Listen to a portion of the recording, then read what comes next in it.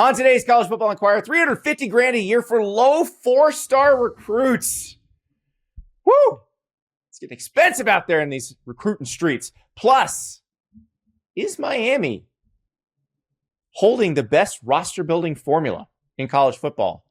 We'll talk about it on today's College Football Enquirer. This is the College Football Enquirer with Ross Dellenger and Steven Godfrey. I am Andy Staples. I was suspended for the Tuesday episode because of a red card I received last Thursday. VAR looked at it after the show came out.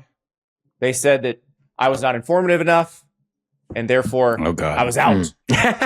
Please don't do that again. And then Tuesday, I got hit up by a bunch of people saying that Tuesday's pod was extra informative and good, and we should continue like that.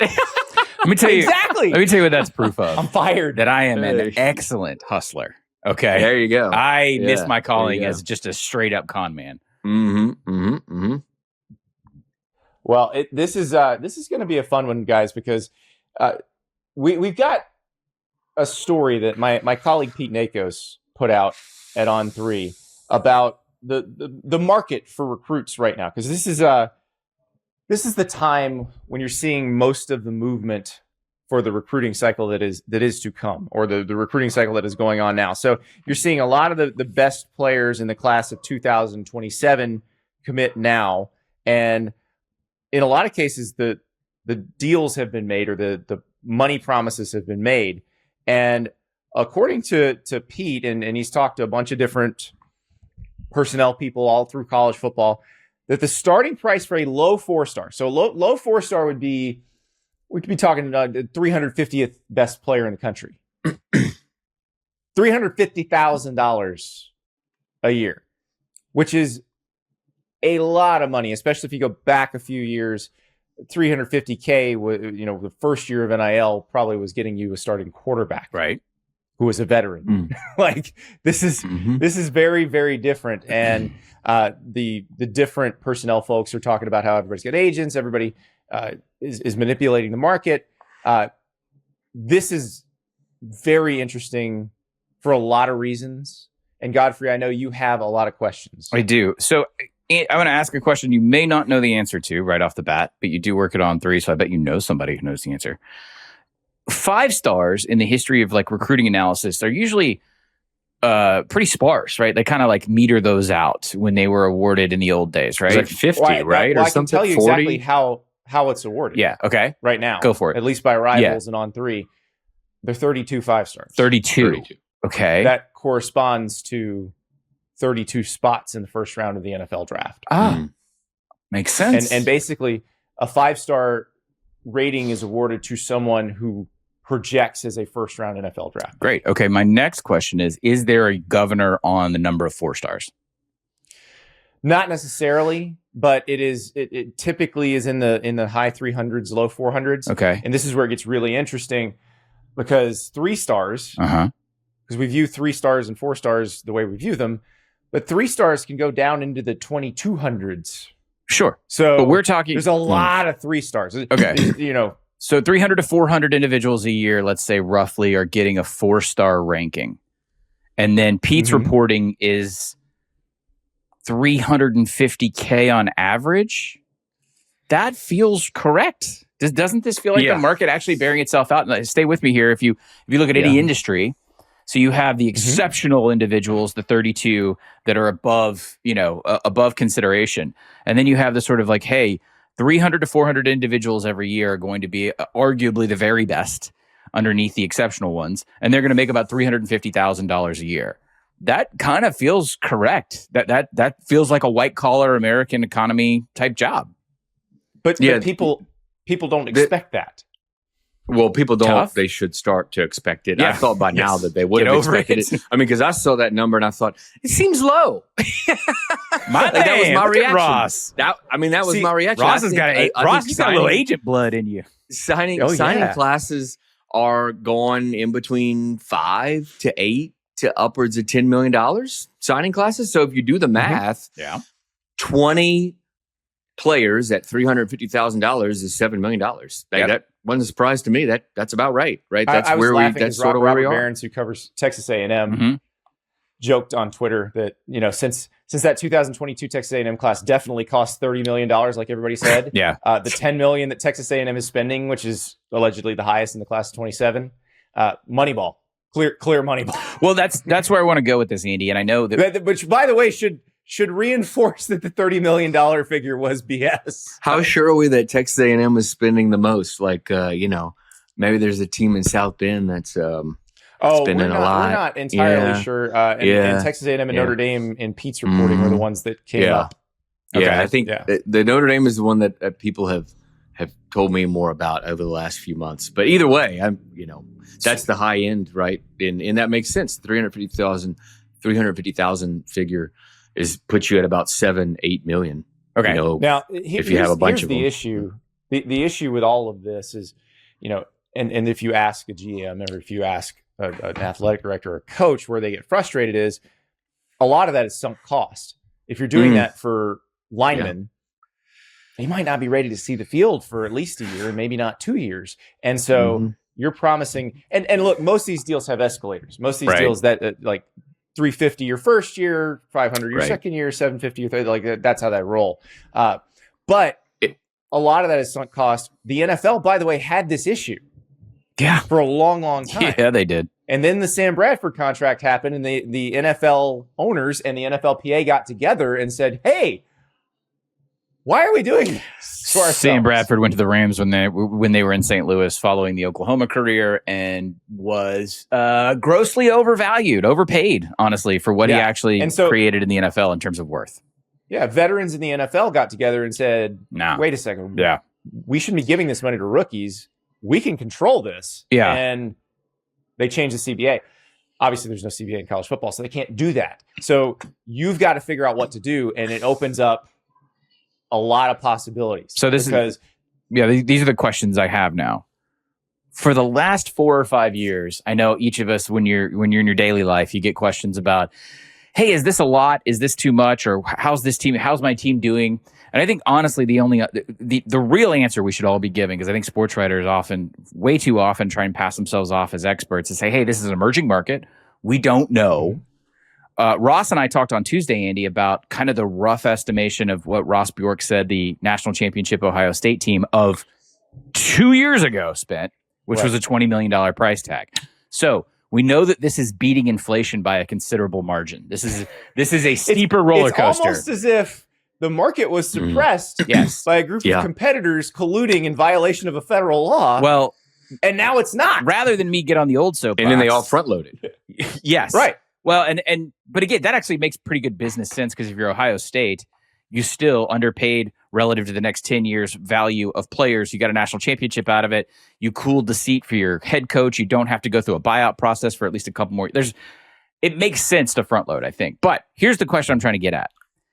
Are we arriving, Andy, at enough data publicly for teams to, we use Moneyball, we overuse the concept of Moneyball. All right. However, someone is right now, several someones are trying to do exactly that in the market, where they're looking at A&M, they're looking at Notre Dame, they're looking at Miami, who we're going to talk about in a little bit, and they're saying, we can't live in that space in perpetuity. Mm-hmm. Now, we might pull a 1997 Florida Marlins occasionally, and we're going to jack our payroll up, go title or bust, and then take the thing apart the following year. We haven't really seen a team do that in college, but I don't think that it's out of the realm of possibility. But the smarter thing here is what people are trying to do, which is people are trying to say, all right, how can we better manage a consistent, let's say, $30 million?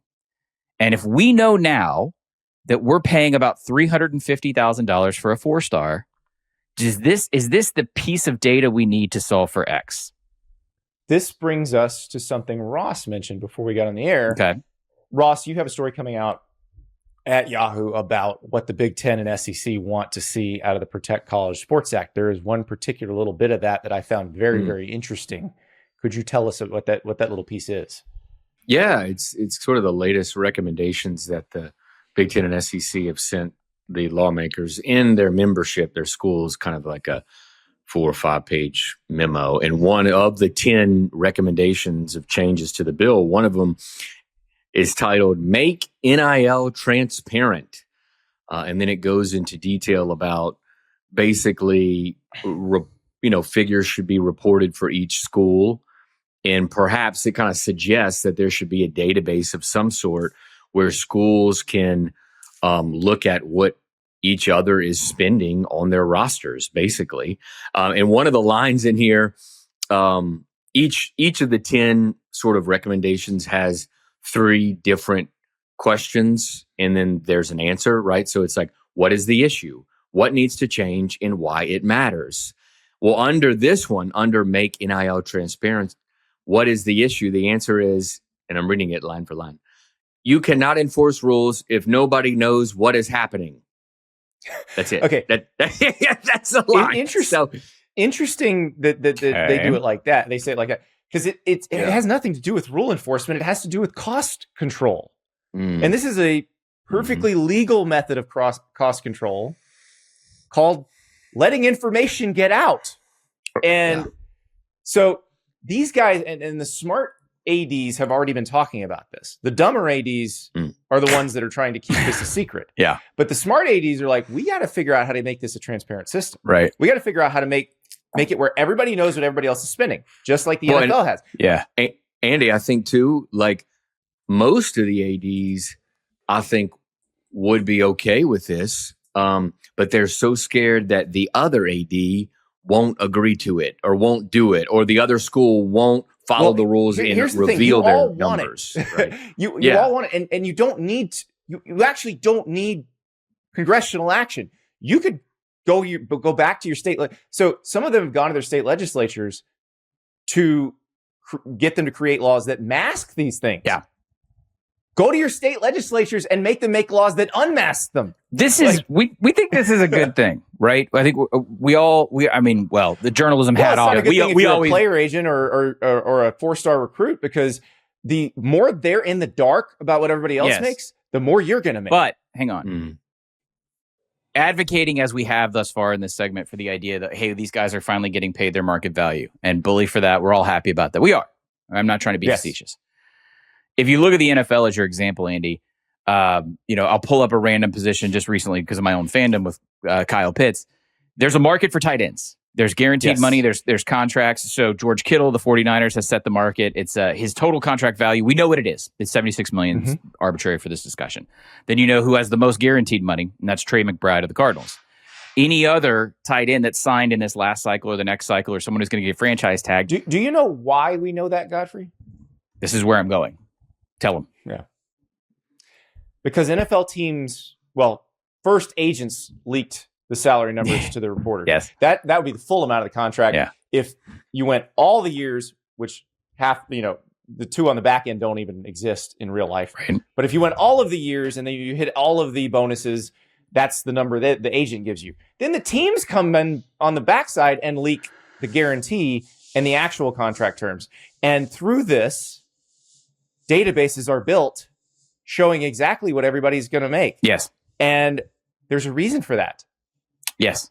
It helps the NFL teams decide how much to pay people. Right. So I want to, let's stay here before we jump off in several other directions. We have said before, hey, it's consensus now. It's assumed public knowledge. It's the public sentiment, Andy. Like we talked about with Bediako, the public sentiment was we don't want this. The public sentiment is, all right, pay these guys, pay the 4 stars, pay the 5 stars, especially market value, right?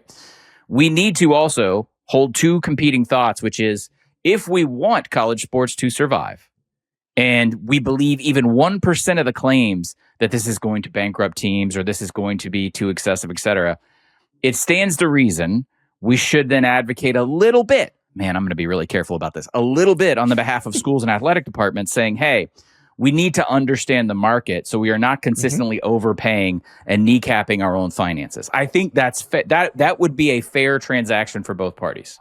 Are we okay with this? I'm scared. Absolutely. I'm scared because I'm leaning in on the other side, which usually bites me in the ass in a philosophical way. I mean, look, it's not a matter of rooting for one side or the other. It feels like it's common business practice. Yes. And I think there's most efficient system possible. And I think there's a desire by the staff, like the lawmakers that authored the bill, to maybe do this, or to certainly give serious thought to to it. But you'd obviously have to put around it some parameters to protect certain privacy things, maybe. That's also in the recommendation. What you need to do is stop pretending you're not paying them to be good at sports. Yeah. Just pay them directly through the schools. Like the NIL stuff, it's them creating this weird semantic wall about why they're paying them. Right. Just stop doing that. You took my word. That would be the easiest solution. You took my word, was that every time it's like we can see the horizon of sensibility when it comes to the finances of this sport. And then what always gums up, spanner in the works, as the Brits say, at the end is this semantic need to act like we're not doing what we're doing, which is that we are paying athletes to play sports so that we can generate revenue from their athleticism. And that there's nothing to do with being an English major. Because of one word, right? Employment. Mm-hmm. Everybody's scared, right? Guess what? You're paying them to do monster. A job, and you're holding them to the requirements of a job. Sounds like employees to me. Everybody thinks they are. Yeah, it kind of sounds like employees to me. I was on a separate pod yesterday, and they asked about the employment debate, and we walked through how there's 9 questions that determine whether a person is an employee of an entity, and it's all about control. And 7 or 8 of the 9 requirements college athletes meet, maybe all 9. Yeah. But all right, let's talk about this, because that is another conversation for another day. That is a long conversation for another day. Yes. Let's talk about the money itself, because there's one type of school that absolutely hates what's going on right now. There's 2 types of schools. Well, one doesn't care and one is thrilled about this. And so let's go through the 3 types of schools here. The type of school that doesn't care about this is the type of school that was never going to get 4 and 5-star recruits anyway and can't afford to buy them now. They're just where they always were. Nothing has changed for them. The school that is thrilled about this is the one that couldn't get the best 4 and 5-star recruits, but has some money and now can. Cough, cough, Texas Tech. Cough, cough, Miami. The school that hates this is the one that always got those players and now maybe doesn't have the money to get those players. Cough, Alabama. Cough, cough, Georgia. Yeah. Sorry? I think Georgia has the money, but I think they're trying to be fairly judicious with how they spend. They are. So. This is not where spending like others. This is where we get into kind of my neck of the woods, which is talking to the old school people who used to do these things. And there's an ideological crisis right now. The only thing I can tell you, this is not a warning. This is not a reprimand. This is not anything else. If you are a check writer at one of these places that has achieved success historically in college football, and you are ideologically opposed to your check going directly to Rev, to paying the players, you are going to, in the immediate, near, and then long-term future, cost your team wins. I'm thinking of one particular program right now that has been very successful, extremely successful, has a lot of statues of coaches in front of the stadium. Popular college town, although I don't think it's as good as Athens or Oxford personally. Located off I-20. Always traffic on McFarland. I don't know why. Sometimes I stop there to go to the Chipotle. Maybe, hypothetically, there's a problem there right now with the ideology of, well, we didn't have to do this back when. We didn't have to do this. When you hear we didn't used to have to do this amongst boosters, you might as well go ahead and order the gravestone for your football program. Okay? Because, and this happens at every level, guys. Complacency sets in. It's a big group of 5 FCS problem I've talked about for years on my other shows. But if one happens to be a national title winning program and has expectations that they can achieve said results without acclimating to the current market, one is in for a shocking, potentially 7 or 8 win season, hypothetically, maybe this fall. But I will push back on that a little, Godfrey, with the Alabama example specifically. I didn't say Alabama. I have sat in that traffic on McFarland, so that could be any town. try to get out of that Panera Bread. Oh my God, what's up with that left turn? Oh my God, that intersection. All right. We'll get in. Sorry, we'll get into that. Jim and Nick's, but that's true. Okay, so hard pass. Here's the thing. Gasp. Alabama has dealt with Texas this forever. before. They have been in the we've always done this way. This has always worked for us. Yeah. And we've hired, and it before it was we have to hire someone who had a connection to Bear Bryant. Yeah. And then that stopped. Yeah. And they hired Nick Saban. Mm. And that didn't happen anymore. Yeah. It wasn't an issue anymore. Yeah. So that's the thing. They have adjusted before. They have. I believe in their willingness to win. Enough that they'll adjust. Yes. I thought they've adjusted already. Andy, I think they got started slow, but it feels like they've adjusted. Yes, Ross. I think the people in charge, to Andy's point, in the post-Saban era are the best professional for the best position possible, and not this golf club fraternity cronyism that used to just plague the Southeastern Conference. He's right, Andy. You're right about that. It's the check writers. It's the people who you ask the money from, who may be still kind of stuck in the past. This is a real problem. If I'm hypothetically the athletic director at Alabama, or I didn't say Alabama, a school on I-20 with national title standards in perpetuity, this is a real problem ideologically. Curious, Andy, though, Georgia is sort of the post NIL era Alabama.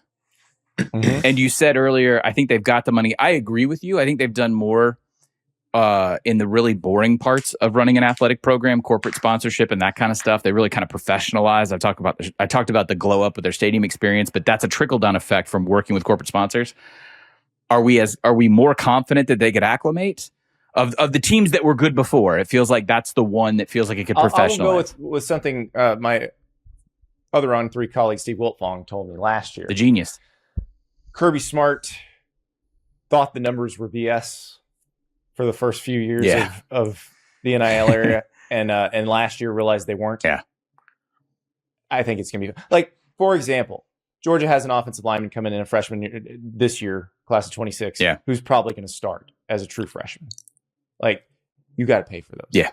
Those are expensive. There's corporate sponsorship all over Atlanta and Athens. Like, you should be able to make that happen in short order. Because there's another team we're going to talk about in a second that's also in a major metro area. By the way, you talk about drives, Andy. You drive from that 285 corridor to Athens. You never really leave Atlanta anymore. I'm sorry. Okay? No. I say this as a Georgian. It's all sort of one thing, but they need to tap in, all joking aside, to that corporate sponsorship. I feel like they would be better positioned than hypothetically another team that won a lot of national championships in the last decade that might be on I-20. I think they might be, but there is another school. I thought we're going to a different direction. Another school I want to talk about that is one of those that has the money to do this, was not doing it in the previous era, and is spending this money, but is spending it, I would say, not willy-nilly. So let us talk about the U when we return.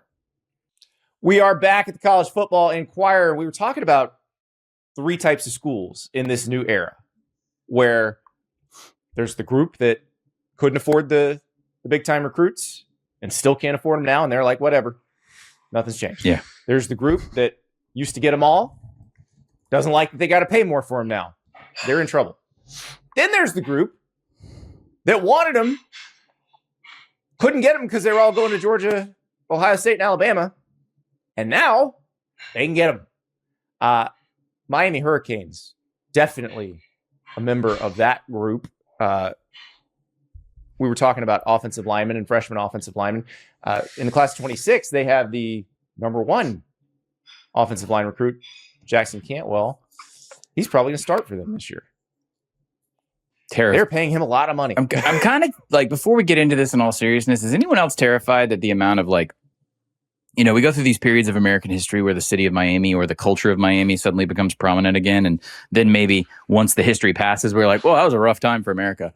I mean, between you got Miami football prominent again.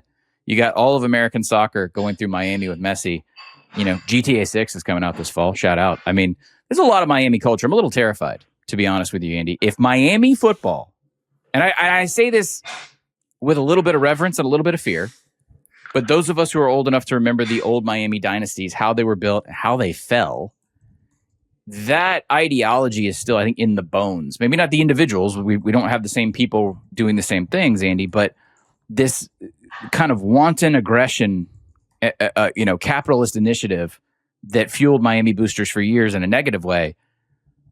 This is where I have more questions. Is that paying out so far? And they're not just, Andy, they're not just overpaying. I think a lot of people, let's go back to Georgia for a second. Narrative construction in last offseason, Ross, I'm sure you heard this on campus visits, was, hey, we're not necessarily torn up to see Carson Beck walk out the door, right? We feel good about Gunnar Stockton. And then the whispers in the coach gossip sort of world was always like, they overpaid for Beck. Typical Miami. He's not that good. Yeah. Have you seen him throw? Arm strength, da-da-da-da. Guys, they were a drive away from winning the national championship. Okay? Correct. So whatever you spent on Carson Beck, how many programs right now would say, I'll overspend on a mid quarterback if it gives me a chance to have first and 10. But did you have the rest of the roster? Did you have 2 first-round D linemen and a first-round offensive tackle? But this is where I'm going. It seems like, yes, they're spending a lot. That's a fact. But we established in the first segment, guys, you got to spend now. But are they spending well? And if so, is there a discernible methodology?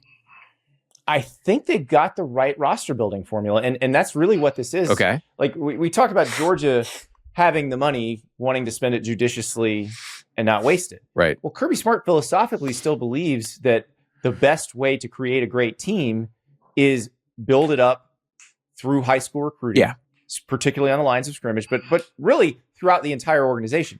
Mario Cristobal, I think, has a little bit different philosophy. So he came on our show at On 3 last year and really broke down the whole philosophy and the whole strategy of it, which it was the first time I'd ever heard a coach explain the different buckets that they're looking at and why they care and why it matters to them.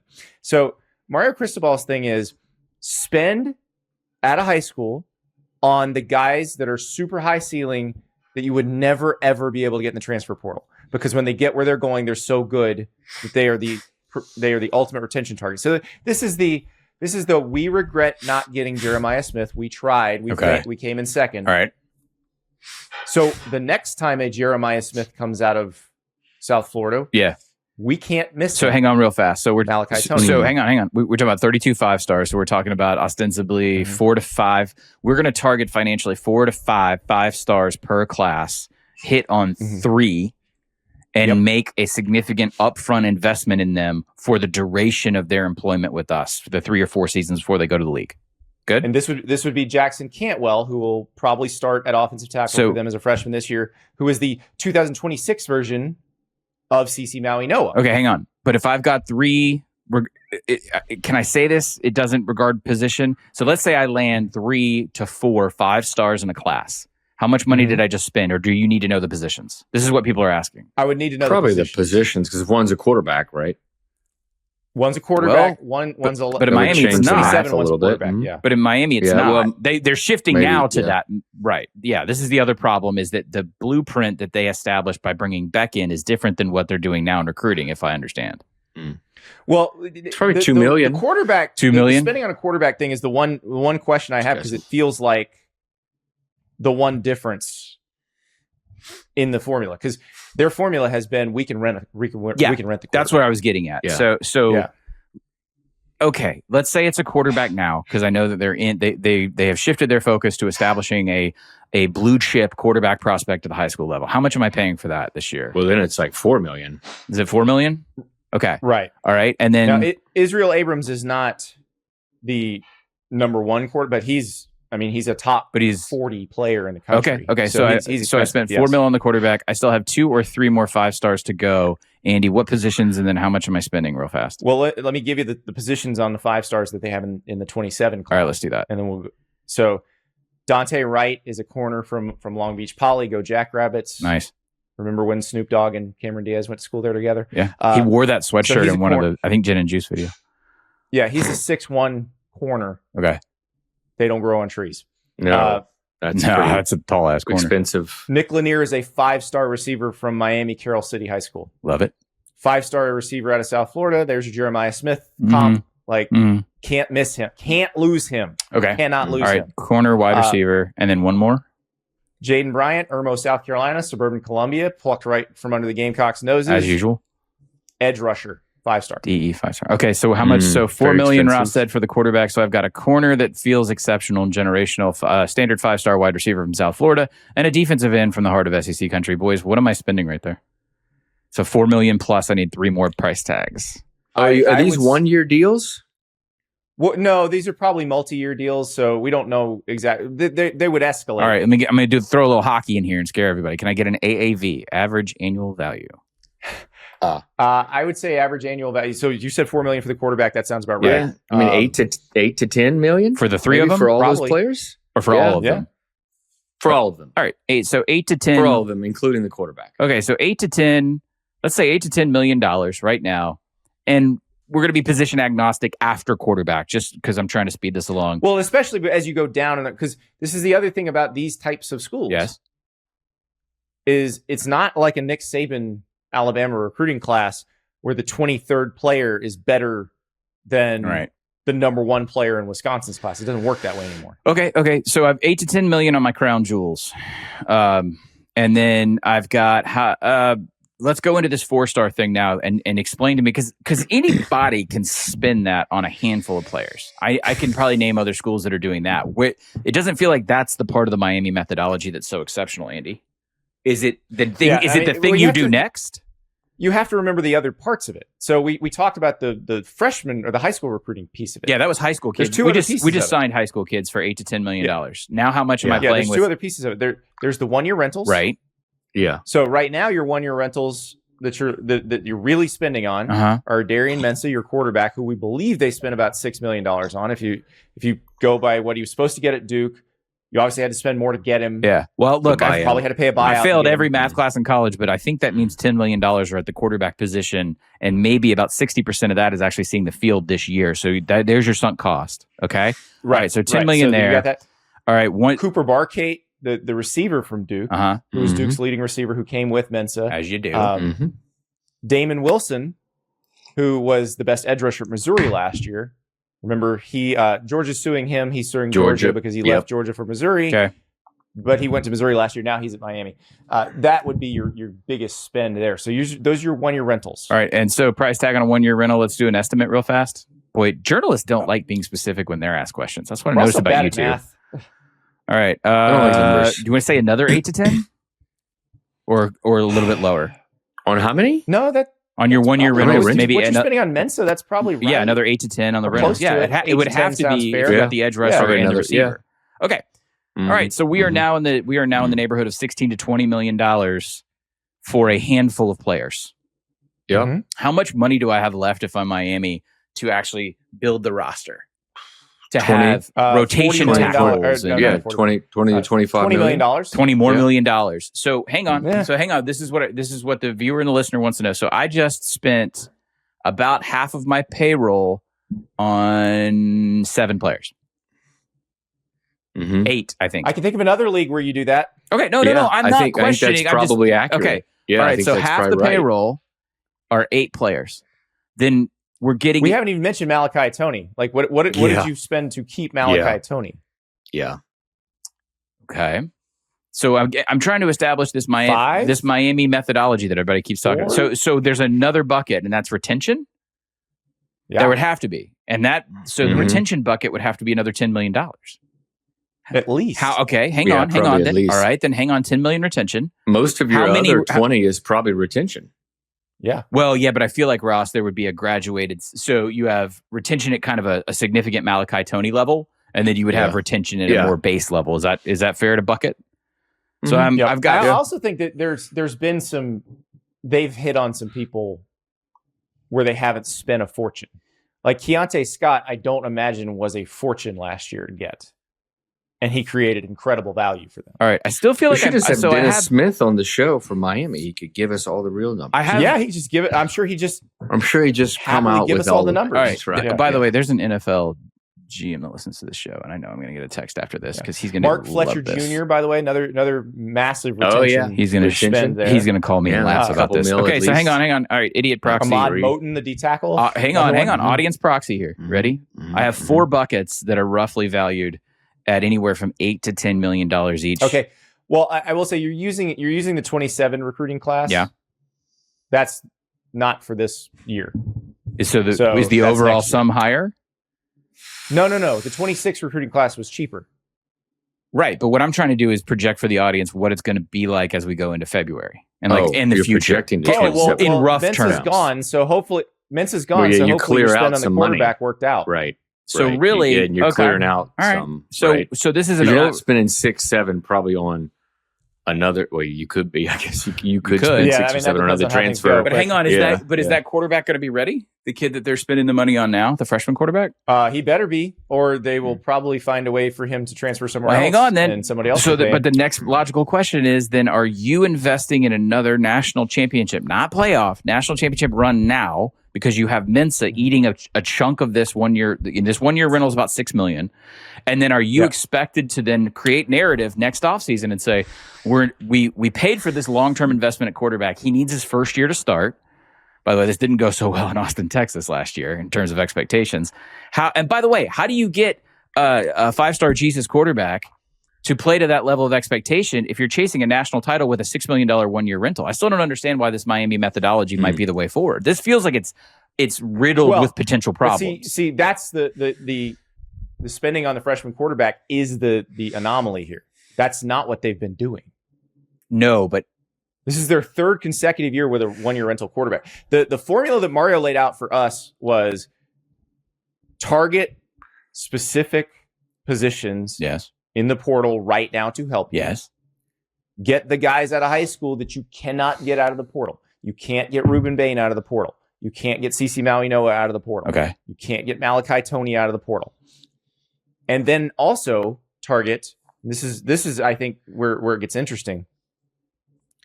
The guys with a bunch of years of eligibility left in the transfer portal, who you can get. They're going to be higher priced right now, but they're not going to be super high priced, and you may be able to get them. All right, that third thing. Zechariah Poyser, the safety who they got from Jacksonville State before last season, is a great example of this. There's your money ball. So hang on, Andy. That third thing that you said, finding the value add in eligibility at a market rate, that is the actual sort of Billy Bean money ball. Akeem Messidor is the ultimate example of this. Go on. People look at Akeem Messidor and are like, he was at Miami 4 years. Yes, he was. Okay. He was at West Virginia his first year, and people forget that. Okay, so we're still strip mining other schools and catching guys for marginally better than they're making. So in other words, we still have a department somewhere in Coral Gables that's crunching film on Jacksonville State 100%. And San Jose and all those schools, right? Yes. Okay. So of all the things that you've laid out here for me, and this is not I'm not trying to criticize Miami. We're just using them as an example. It seems like they're in the middle of an experimental change on how they're spending at the quarterback position. The problem, and I don't want to bog down the segment, is eventually you got to pay the piper on QBs. You either rotate a hot hand consistently trying to chase a title every year with no consistency like in Oregon, or you invest in a guy long term and then you expect a level of developmental time to be accounted for, right? Like a guy's not as good as his sophomore year as a starter as theoretically he is a senior year. But here's the other thing. This is where there's no CBA and the long-term deals maybe aren't worth the paper they're printed on. Yeah. If he sucks, just punt him. The 4 buckets I made, Andy, the low return retention. So there's 4 buckets I made, which was the rentals that you talked about, the high-level high school investment, the high-level retention, Malachi Toney, the low-level retention. I think, as the layman, as the audience proxy here, I'm going to circle low-level retention is actually how you are building championship rosters, because other schools can do those other 3 things. If you can evaluate, if you can be a shark, a hell of a GM like in other pro sports, and find value at a lower rate, especially if you're talking about getting somebody on a 2-year deal from like Conference USA, that's your championship. I think that's the difference. Well, there's one other place in the that you need to work in the margins. Okay. So you need to find the 4-star who's worth what a 5-star's worth. and then you need to find the 5 3-stars at the bottom of your class who are worth what 5 low 4-stars are worth. Well, that's what I was thinking. Where are we putting the 3-stars? Like there's like 30, 40 extra players, right? Correct. That we have. How are we paying them? Have you guys voted What in the AP bucket is poll that or in? one of those polls before? No. Yeah. Okay. Godfrey, you've never done this, but I bet you will understand this immediately. Yes. When you get down to number 20 and you try to distinguish between teams 20 and 35, there's really no difference. Right. Shit. Me, it started at like number 13 or 14. You hear that, Right. Ralph Russo? You really start See, you having never a invited me, hard Ralph time. Russo. And did you hear that? They were just making it up halfway. And I didn't get That's a the bit. everybody issue with the CFP. It expands to 24. I mean, there are people right everybody on the wants committee it. that are like, what the hell are we going to do at like 18, 17? They're all the same. Way to go, Ralph. Exactly. So I'm not saying they're all the same in recruiting because they're not. No. But Yeah. the chances of the person ranked 500 being as good or better than the person ranked 350 Pretty still decent fairly chance. high. Oh God, I hate. pretty Okay, decent then chance. then to wrap this up, I hate what I'm about to say so much. This reminds me then of the glorification of late round draft evaluation by like the early Belichick years in New England. Mm-hmm. And they were really good at it. So it's Really so good at that, but it's less draft. To be honest, Andy. The short white receiver. Oh God, just what the world. But here's just what the world the needs. thing that makes it. Just You want to know what just makes this Edelman's harder? everywhere. Yeah, you want to know what makes this All with a much more podcast. difficult What? and adds a lot of luck into it? Yes. Puberty. Yeah. Well, okay. So this is where I was headed. This is not. The funny thing is, at the end of the day, NFL people I talk to are still like, "Hey, it is the draft. We might add a piece in free agency, but we're going to win a championship. We're going to win our division consistently because we draft well." This is not telling me this. What this is telling me is, I need to pick the bones of other schools in an incredibly thoughtful way. That is the more safe way to do it. It is much more safe to find a person. Akeem Messidor played well as a freshman at West Virginia. You know what? That's easy. I don't mean to put you. That's an easy eval. I don't mean to put you on the spot or your employer. This is going to change the paradigm of the on-threes and the scouts of the world because signing day is de-incentivized if this is true. However, wait, let me finish. Yeah, I know. Yeah. However, if I'm the audience proxy, you're sort of in perpetuity with that evaluation process. If anything, and I'm sure you guys are cooking in the kitchen, it's all right. Who are the best 1-year starters at non-money schools? Right? It's almost like it never ends. You guys could pivot into something here. Yeah, it does. Well, sorry, it's like this is going to throw a curveball here, and we don't have time to probably talk about it all. But like, what's going to happen when the one-time transfer returns? And how that's going to impact contracts. Like what's going to like if the bill passes, it's got a one-time transfer. They'll just go to court. Wouldn't they just immediately go to court? I mean, it's a federal law. I mean, yeah, you can go to court. Well, the bill's not going to pass, yes, one, but two, the schools will always create this. This is the other part. The schools will always create an escape hatch for themselves. Yeah. Well, the thought is, if you sign out of high school, you're going to sign a 1-year deal. Because you only get one time to transfer, and on your second transfer, you're going to sign a 2 or 3 year players, deal. So that they'll create a way to cut players. Right, the player's going to want free agency after his first year. Yeah. So, but his only transfer, allegedly, right? He's going to want to sign a long term deal. Yeah, there's been a lot of years. Ross, I'd say there's a lot of hit dog hollers with coaches complaining about the fluidity of roster changes. But I would say I would bolster what Andy's saying. Most of the time, it's their fault. Yes, I would exactly hit dog hollers. I would bolster what Andy's saying is that if this bill were to pass, which we don't think it will, and we move aggressively in the other direction, the first thing coaches are going to try and do is build in, would you call it an escape hatch or a safeguard? Yeah, where you can They call it the runoff rule back in the day. Yeah, because coaches wanted to be able to run off players. Like, correct. They want to be able to fix their recruiting mistakes. And remember, the only time that you're raising hell about it when the kid leaves your program, you're also turning around and getting on the phone to raid someone else's program. Right. So I don't think that I don't see a one-time transfer rule ever surviving in any incarnation, federal law or not. This is America. We break the law. System. Yeah, I see a more orderly system where players who are unwanted get cut and get their free agency. So yeah, that would be, and look, I don't think that's a bad thing. That's like when we talked about this before in the years before all this, people are like, well, what are you going to say when coaches cut players? Nothing. They're getting paid. Like, you're paid to do a job. If you didn't do it to their satisfaction, that's on you. So I think that's probably how you fix it. Fix it. Like, I'm using air quotes there. still really worried that the center of economic innovation in a major American sport is South Florida. That feels like, folks, that's terrifying. I mean, it's not the first time, and it's been different industries. I mean, imagine what they've done for distribution and logistics. Like, what have distribution and logistics companies learned from South Florida? This is the moment we wake up and we're like, oh, life is a Carl Hiaasen novel. Former independent Florida alligator reporter Carl Hiaasen. Go Gator. Right. That's right. All right. When we return, Ross has an update for us. A little more about what's going on in Congress with the bill, and also the lawsuits that we assumed were inevitable. Yeah, they were.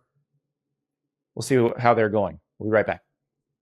We are back at the College Football Enquirer, and our man Ross Dellenger has been hard at work on a story about what the Big Ten and the SEC want to see out of the Protect College Sports Act. And I think we've all talked about this. My skepticism on whether this bill will pass is well noted, but it would be a lot different, I think, in terms of skepticism, if the Big Ten and the SEC were on board. So what would they like to see? Well, a lot of things, right? 10 things specifically is the latest sort of final recommendations that are being sent to lawmakers from the SEC and Big Ten. So I'll go through them really quickly. Number one is just stronger liability protection, right? I mean, the bill grants antitrust protection on the one-time transfer, like we mentioned earlier, the eligibility standard of 5 years, the cap. They don't think it's a strong enough protection. There's an avenue for players to still sue. And so they want that strengthened, of course. They want, we talked about the NIL transparency, like sort of the database, right? That's one of them. There's some loopholes, at least this recommendation calls it loopholes of around NIL, which we talked about a couple of weeks ago about associated entities and NIL and all that fun stuff. One of the more noteworthy recommendations is they'd like the mandate for schools to maintain their Olympic and non-revenue sports scholarship and roster funding. They don't like that. They want that. But I thought they wanted to protect women's sports. I thought that was the whole point of getting a law passed. Surely that wasn't disingenuous. Not they to weren't this lying degree. to me in those TV commercials all season, were they? Cody. They would rather the bill say that schools have to maintain the number of sports, not spending the same amount on scholarship and rosters. I actually agree with them on this, by the way. Yeah. I'm making fun, but you don't have to spend $1 million on a softball coach. Unless it's Patty Gasso, then you probably should. Then you should. And it wouldn't be coaches, right? Like underneath the current one, it's roster spots and scholarship amounts is what they're talking about. Right. So it's not resources like a coaching staff, but you are right. Yeah, there's no reason for that spending. But anyway, one of the other thing is the applicability section that we've discussed before. They want this bill to apply to existing and pending lawsuits, including lawsuits over eligibility, which would include, say, a very famous Ole Miss quarterback who got an extra year of eligibility.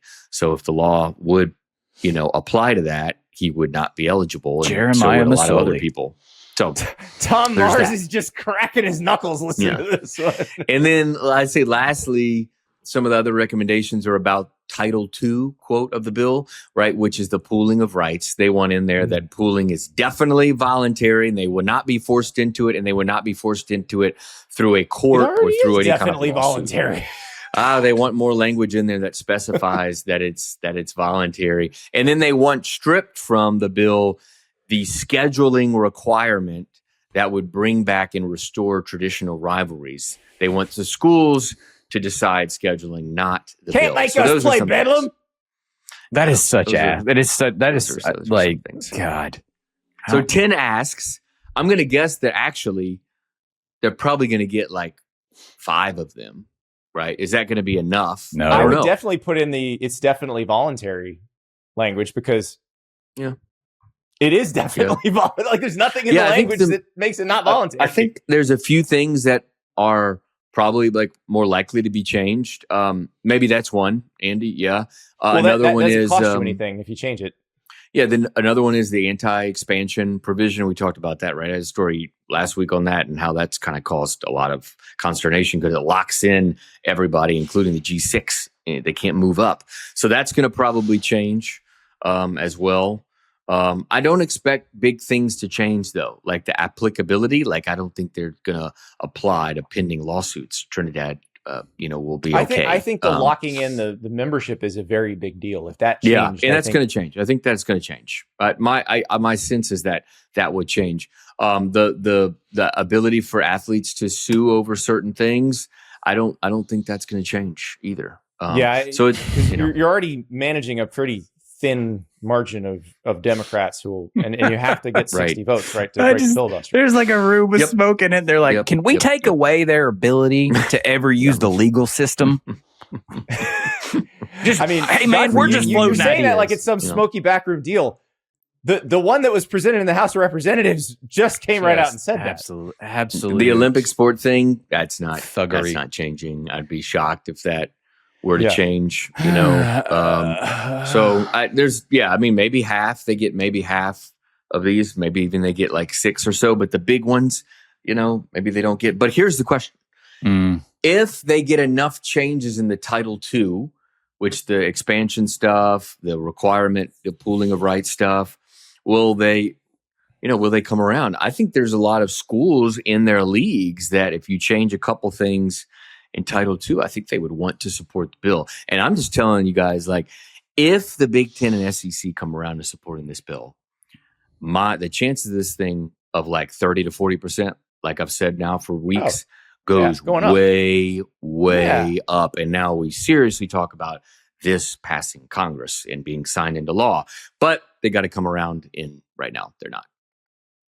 Yeah, I think that's the interesting part is how willing are Cruz and Cantwell to budge on not a lot pooling of rights. Because I do think the pooling of rights, which doesn't really need to change because it is voluntary, like we said, but the freezing the conference membership in amber, it's not going to happen, is a huge problem. But it's not just a problem for the SEC and the Big Ten. That's a problem for the ACC and the Big 12. Very much. Yeah, that's the thing. They won't get every conference. It's a problem. They won't even get 30 votes if they don't change that because it freezes all the G6. So I think that will change. Why Maybe would Campbell they'll put want some, that?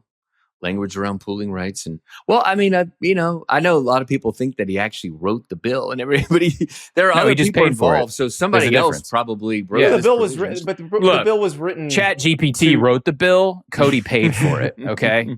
the bill was written to acquiesce to his wishes, which is to keep Texas Tech in the club. Like, that's really all it comes down to. But that conference stipulation is the opposite. Because Cody Campbell didn't do that. I know that's what that wasn't he didn't his necessarily do everything. Right. That's the point I was making. Yeah. He did write everything here. I mean, I think it turned in a way he had, but I think it turned in a way in which the initial real sponsors of this bill, the real ones, the ones who pay for Ted Cruz, didn't anticipate. And I think there has to be a pivot for this thing to survive to get back to the original intent. Because what they want is a tale as old as time in America is to restrict all the things that they don't like or those beneath them, and then still allow for their own upward mobility. My guess is they if the make SEC a change. And Big Ten can take other schools, if you get rid of that provision, if they're allowed to take other schools, yes. Like, if I'm them, I wouldn't care about the non-revenue sports clause because I have the money to deal with that. I can starve everybody else out until we move on to something different. Still trying to figure out what first player-led lawsuit if this thing passes on like which area and probably probably either the transfer movement or the cap on compensation. Yeah, I'm going to go but again, compensation first, probably. The last one. Yeah, the compensation was a big one. But if they raise the cap, right, then that might prevent some legal issues. But to raise it pretty high. But yeah, who would be in charge of raising it? Yeah. Well, I mean, it's within the settlement, so the conference commissioners have been meeting right about raising the cap. Okay, so we're going to pass a bill that allows the conference commissioners solely to determine. Well, no. The cap is in the House settlement, right? So already the control over that is the control over raising the cap is with the 6 defendants, the NCAA and the 5 conferences. Theoretically, they have to all agree on any changes to the settlement, including the cap. And so if they agree, they bring that change to the Jeffrey Kessler and Steve Berman, the plaintiff attorneys. They'd have to approve it. Then they have to bring it to the judge that's overseeing the House settlement. Then he or she, it's a he right now, Nathaniel Cousins, has to approve it. So that's kind of like the steps of how that goes. And they're in the middle of, as we've talked about and as I've written about, they're in the middle of talking about changing the cap. But here's something new that's come up. What's that? Do you actually write language in the bill that raises the cap? Is there language in the bill? But this can't be in stone. No, you have to go back to Congress every time you want to raise the cap. This can't be. Want to do again. This can't be in stone. And that's another issue the SEC and Big Ten have noted is that because this bill is so prescriptive, you may have to go back to Congress to change all of this stuff when you need it changed. It's almost as if you should not have Congress do this for you, and you should do it yourself. Drop the pretense, you greedy, myopic bastards, and just go some and people are starting to realize business. this was a bad idea 7 years ago coming here. The best thing that can happen from this bill is that the people in charge finally realize that if they get what they ask for, they are going to be doomed. Keep Congress out of your business. Before we finish, one more set of lawsuits because it's football. That's how these things go. But we knew this was coming. When they passed the 5 to play 5 rule, we knew there was going to be a group of aggrieved people who were going to sue. In this case, the group of aggrieved people is the people who just finished playing, who played 4 seasons in 4 years, who are like, hey, wait a second, what about me? Yep. Ross, what's going on with those people? Yeah, and the NCAA was, I think back in March and April, I think a lot of people thought that the NCAA would grandfather in those players to receive a 5th year, and they ended up not doing it, partly because the board of directors didn't want them to do it. The schools didn't want that because they'd already set their rosters, and they didn't want to have to hold all these spots for all these players. So you've got you're going to end up having dozens, right, of these players that file lawsuits for this 5th year. And the first hearing of those cases, which is 15 players, is in this single case that was filed in Ohio. The hearing was Wednesday. No ruling, probably no ruling until like next week, I'm going to guess. And it's an injunction hearing for those 15 players to get their 5th year. And during the hearing, something interesting that ties back into to A Block, our first conversation, which was the Richard Pitino, the Xavier coach, saying that he, on cross-examination by the NCAA attorney, he revealed under oath that Xavier's men's basketball will be spending $14 million this coming season after it was reported that they spent around $5 million last year. So their amount tripled. And again, Xavier doesn't have a football team, right? Yeah. The Jesuits can afford that. It's fine. There's their rev share, which is probably in the neighborhood of what most SEC programs are spending on their rev share on average. So that was an interesting nugget that came from the hearing. We won't have a ruling, like I said, until probably next week. But the ruling is important because it could open the door for dozens more players to get their 5th year if they have a spot on their roster. I feel for the schools on this one and the NCAA on this one a little bit. Why? Because they had to do something that, like, they actually created a better system, a more efficient system, a less unfair system than the one they had before. And they had to do it. And there was a rip the Band-Aid off piece of it where they were going to get sued by some people. And they're just going to have to deal with it. If you don't know how to patch drywall, don't throw a house party. Well, listen, knowing how to patch drywall might be the most useful skill. Absolutely. In the history. If you were a renter and you have a deposit, duct tape on it. No. It's not that hard. I can show you. Joint compound. Yeah, little joint compound, little bit. The putty. You got to have good sanding. We didn't get into that. No. Yeah. Too much work. That's been Home Improvement with Ross, Godfrey, and Andy. No, they were going to have to deal with this all along. It is the toll you pay on the road to a more efficient system, but it's okay. It's not like they haven't paid lawyers before, so they'll figure. Go to law school, kids. As always, the theme and the moral and the entire point of today's episode is go to law school. Well, unless VAR says I can't do next episode, I think we're all back. Keep your cleats down on Tuesday. Keep the spikes down, Andy. We'll talk to you then.